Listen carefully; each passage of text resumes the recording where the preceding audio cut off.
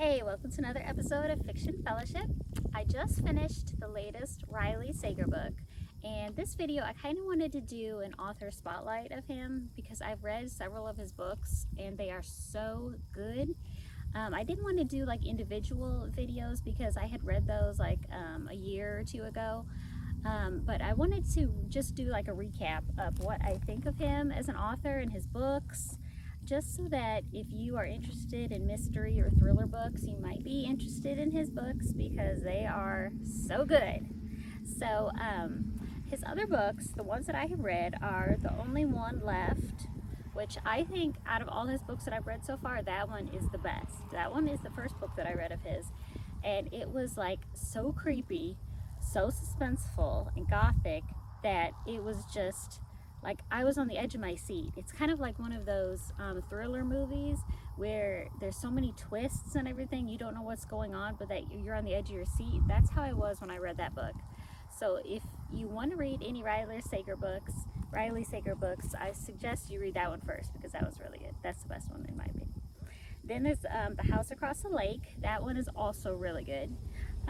Middle of the Night and Survive the Night. So those are the four that I had read in the past that were really, really good. So definitely check those out. So Riley Sager, I had never even heard of him, but when I was working at the library, I was in the thriller section and I saw some of his books there. So I was just reading like the summary on the back and everything, and they sounded really good. So then I started reading them and I was like, wow, this guy is really good. He is like, in my opinion, he is like the master of twists. Like, you think you might know what's gonna happen, but then he totally changes it around and you're like, seriously? I cannot believe that just happened. I cannot believe you thought of that. So all of his books are just so suspenseful and so like creepy, but they're not like gory, not in that effect. So definitely read those if you're a mystery thriller fan.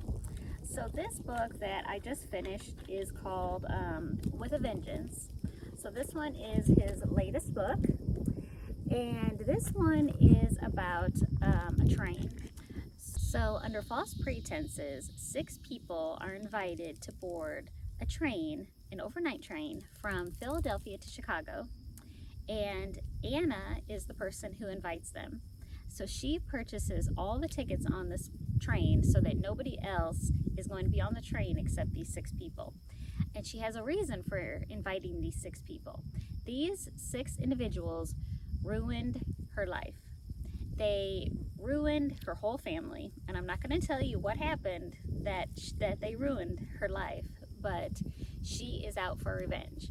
She wants all of these 6 people to be on the train going to Chicago so that when they get in Chicago, the FBI arrests them, throws them into jail, and they have to suffer a life sentence in jail. She doesn't want them killed, she wants them to suffer. So she is out for revenge. So she sends out 6 invitations to these people, and on the invitation, it's under false pretenses, so they don't really know what's going to happen, but they're invited. But on the back of the invitation, it says a threat. So each one has a different threat that she writes on there by hand.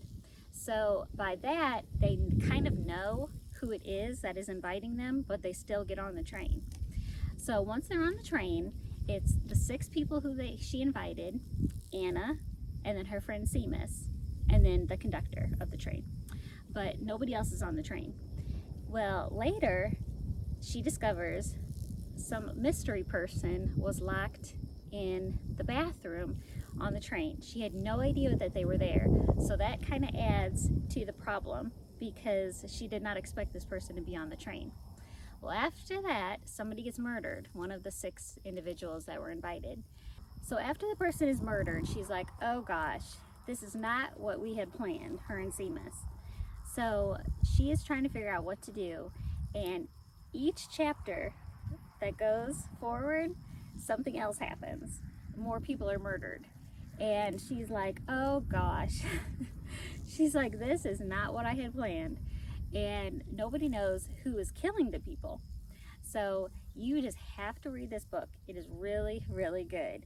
And it's so suspenseful.